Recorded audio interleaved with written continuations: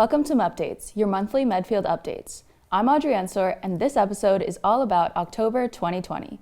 We're covering Medfield TV's St. Baldrick's Day and Haunted Drive-Thru events, and we have a Dale Street School Building Committee update with Mike Quinlan. Let's get right into it. In October, Medfield TV hosted a couple of events. On October 20th, we had a St. Baldrick's Day virtual fundraiser. The St. Baldricks Foundation is a not-for-profit organization with the aim of raising funds to help find cures for children with cancer. Here we are now. We are in this virtual world. We are trying to reach across the country. We actually have an interview set up in California. We have people set up all across the state, all across the East Coast. We have people in Pennsylvania. There are so many people that have reached into this St. Baldrick's Day in order to shave their lovely locks for children's cancer. We're so excited for it. So thank you so much for joining us. St. Baldrick's is such a unique foundation. First of all, they do an amazing job in terms of raising funds specifically for pediatric cancer, unlike other cancer foundations which are not focused on pediatrics. And secondly, they really put an emphasis on funding folks in training like fellows and providing opportunities for fellows who are just learning how to become a pediatric oncologist and to get their foot into research. You need some resources for that, as well as young investigators, as well as other types of very, very important studies that have really advanced outcome for patients with cancer, pediatric patients with cancer. So training the next generation is near and dear to my heart. I think that's, one of the most important things that I can do as an attending physician is to make sure that the next generation is trained and is as passionate and excited as I am about developing better therapies and has the tools to do the research that's needed to do that. And as I said, that's certainly a huge piece of what St. Baldrick's supports. I myself have been very fortunate in that I have received grants from St. Baldrick's for some of my own work, and I've had junior colleagues as well as fellows that I've worked with who have also successfully obtained some grants from St. Baldrick's. And I've seen personally, as well as with my colleagues, how absolutely transformative these grants can be in terms of not only the careers of these physicians that receive the grants, but also in terms of moving the field forward in terms of understanding more about the biology of the tumors, understanding more about potential new targets that we can develop drugs for, and then also actually improving the outcome for children with cancer. You hear about what research is, and if I go to research something, I go on my computer and I Google it. But when you talk about research for oncologists or looking for the cure of something, what does that look like? I guess in my mind, what does research actually mean? What am I funding when I donate to St. Baldrick's Day? Yeah, so research has many, many, many different forms. There's some very basic research that's actually trying to look at, the genes and the pathways that drive cancer cells to grow and might be involved in leading to resistance. Maybe we find certain pathways that are seen in the most aggressive forms of cancer, and we can start to do some very basic research to try to understand why that's happening. And that's largely in the laboratory. And then there's other types of research that's sort of more translational, which is typically done with different kinds of animal models, commonly mice, where you might grow a tumor in an animal model and test a new drug that, for example, might be known to block a pathway that you've discovered in the laboratory that maybe causes resistance, for example, or very aggressive growth. And so you would grow that cancer cell in an animal model and test your drug and see if that indeed modifies the growth of those tumors in those animals. And then there's clinical research, which is largely clinical trials. So let's say something looks like it is very promising in an animal model, and it does indeed decrease the growth, so that maybe causes resistance types of cancers that are very aggressive.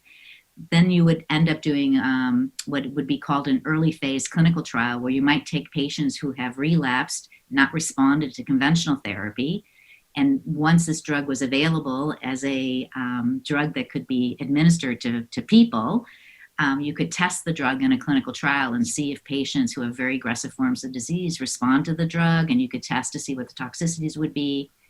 And those clinical trials go all the way from very early phase studies where you're actually testing very early drugs, first in human or first in child, to see what kind of response you have. You could be testing novel combinations. And then once you find a drug that seems to work, then you can do a study for newly diagnosed patients where you might want to randomize patients, and half the kids would get one kind of therapy and the other half would get another kind of therapy, and you'd see what drugs work the best. So there's lots and lots of different forms of research. And certainly for the research that we do in pediatric cancer, it all is important, and it all needs to be done to eventually lead to better therapy and new cures. You can't just do clinical trials without the basic research, and the basic research is important because it feeds forward into developing new therapies and better outcomes. I want to give you the final number. This is it, the final number. Medfield TV's event raised an astounding $8,737. This is absolutely incredible. We raised over $1,000 just tonight in this event. So thank you so much. Again, you can donate at any point in time. You can donate whenever you want. That's stbaldricks.org/events/Medfield TV 2020. Thank you so much, everybody. Good night. At this point, Medfield TV's virtual St. Baldrick's Day event has raised over $10,000. The full video of the event is available on our watch page, medfield.tv/watch, or on our YouTube channel, Medfield TV. We also hosted a drive-through Halloween event on October 30th in collaboration with the Medfield Public Library. We held the haunted drive-through at the Medfield State Hospital and invited the community to our spooky setup full of volunteers and staff who helped put it all together. The event brought in about 1,200 cars, and the first 500 received a Mike Page Doodle Club coloring book. We were astounded by the turnout and the traffic we caused in town, and apologized to the cars we had to turn away that were still waiting by the end of the scheduled event hours. Both our staff and volunteers had a great time putting on this event for the community, and we're looking forward to making the necessary improvements for it to be bigger and better next year. Now we have Mike Quinlan giving an update on the Dale Street School building project. My name is Mike Quinlan, and I am chairman of the Dale Street School Building Committee. I've been a resident of Medfield for about 14 years, and I have chaired the Permanent Planning and Building Committee for about 8 years now. The Dale Street School project is in a phase that's called the feasibility study phase. Specifically, we're at a point where we are choosing what we call a preferred schematic, which means that we've identified a site, we've recommended that to the Board of Selectmen, we know the scope of the project, and we will be seeking their vote to support submission of what we call a preferred schematic report, which identifies that option to the Mass School Building Authority. If they approve that next week, that will go in front of the Mass School Building Authority in their February board meeting. And if that moves forward, we will then subsequently continue design, and we'd be looking at approvals for funding for the project in the fall of next year.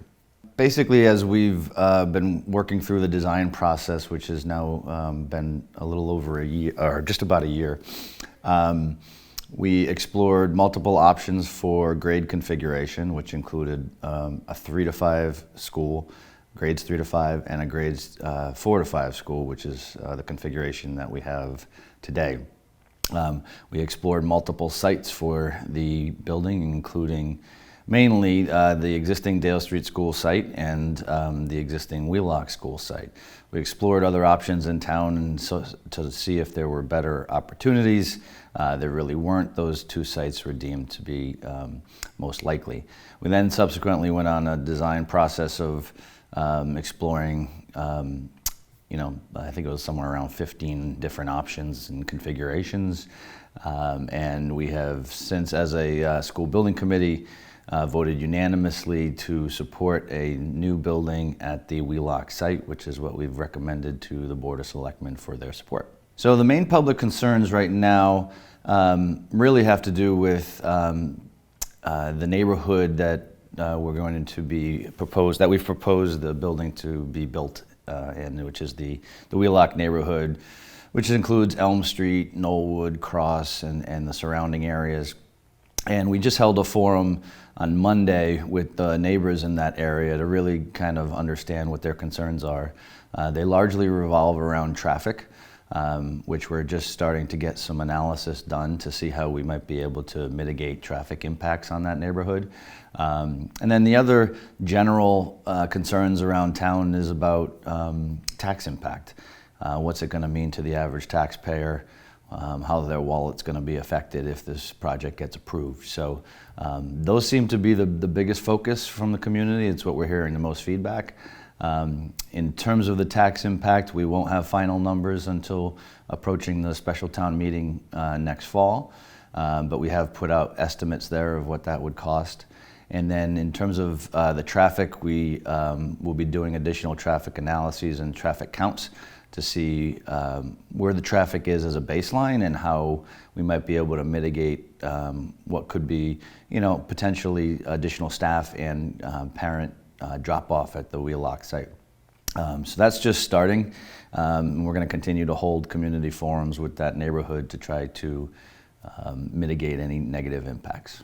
If you go to the Medfield Schools website, there is a Dale Street School project portion of that page where all the documentation, all the countless presentations is all stored. There's also an email address. It's dalestreetschoolproject@gmail.com. Those are the two main ways that you can reach us as a committee or find out more about the project. If for some reason they are unable to do that, reaching out to the schools or Christine Trierweiler as our town administrator can all assist in getting information to us or requests for information to us. I'm really excited about this project. I think it could potentially be a real benefit to the town. I recognize that this is going to be the largest project from a dollars perspective that this town has ever embarked on. That's not lost on us. We recognize making commitments of that size and really, how it impacts everybody's wallet is difficult. Elementary schools, are challenging, and unfortunately, construction is not cheap. Though it has come down a little recently thanks to the pandemic, but it's definitely something that's going to be a huge concern for residents over the next 10 or 11 months before we get to town meeting, and we're trying to share as much information as we can and respond to as many questions as we can. We're putting up frequently asked questions on the website as a way to try to answer those questions easily. And anything that's not on there, they can reach out to us. So what I can say is it's been great so far working with the school building committee, which is made up of not just the permanent building committee, but also members of the school committee, the school administration, the town administration, and the warrant committee. So everybody's put in a lot of effort. I have to say the Zoom meetings that go 3 or 4 hours, as exhausting as they are, have actually been really good. I think we've gotten far more participation from the public than on any project or any issue that I'm aware of, because people are, it's a little easier for people to turn on the Zoom and listen and ask questions than it is to actually get out, people, especially with little kids or things like that, where babysitting becomes an issue. So I think the process has been complicated by the pandemic. We've taken some time to slow things down. We've filed for 3 extensions with the Mass School Building Authority to the tune of 6 months total between the 3. So we've really taken a step back. We're trying to be as conservative as we can fiscally, but still making good long-term decisions about the future of this town and the future of our school system. So all of those things are on our mind. This is a very complicated project, but I think we've got a great building committee that's really tasked with managing all of it. And we've had it's been a great experience working with our design team from Arrow Street and our owner's project manager, Left Field, who help us enormously. That interview is also available on our watch page, medfield.tv/watch, or on our YouTube channel, Medfield TV. You can also listen to this and other interviews and meetings on the Medfield TV podcast at medfield.tv/listen or on Spotify or Apple Podcasts. Medfield TV has been live streaming the Medfield High School varsity sports games. Tune into our YouTube channel or our watch page on game days to view those. We also continue to live stream Board of Selectmen and school committee meetings. To stay up to date with all things Medfield, be sure to like Medfield TV on Facebook and follow us on Twitter and Instagram at Medfield TV. Watch full episodes of all of our shows on our website, medfield.tv/watch, or on our YouTube page, Medfield TV. Listen to meetings, interviews, and our original podcasts at medfield.tv/listen, as well as on Spotify or Apple Podcasts. Lastly, don't forget to tune in to our cable stations, channels 8, 12, and 22 on Comcast, and channels 36, 45, and 47 on Verizon. That's it for the October 2020 episode of Mupdates. See you next month for another episode of Mupdates, your monthly Medfield updates.